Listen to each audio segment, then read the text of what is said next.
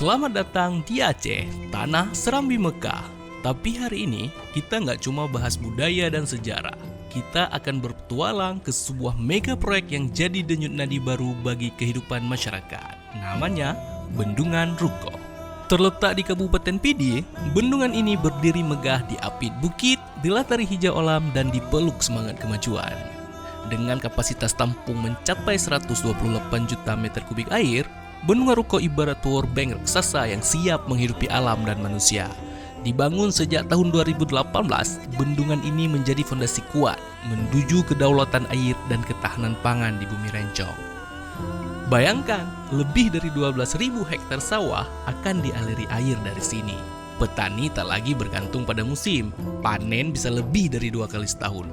Dan mimpi besar bangsa, swasembada pangan kian nyata di depan mata.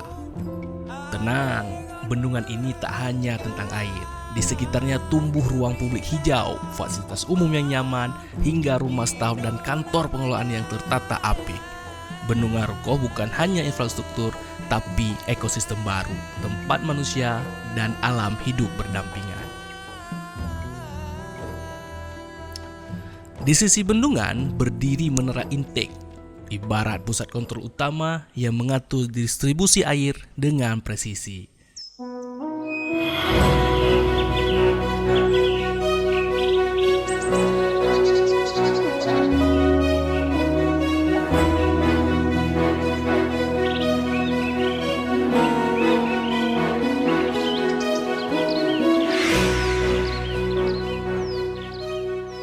Dan tak berhenti di sana, Rukoh juga berperan sebagai pembangkit energi hijau dengan PLTMH berdaya 1,22 MW dan PLTS sebesar 137 MW.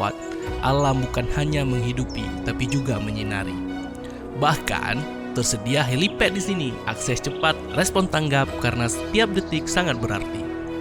Bendungan Rukoh adalah simbol kemajuan, simbol dari air yang membawa kehidupan dan energi yang menyala masa depan.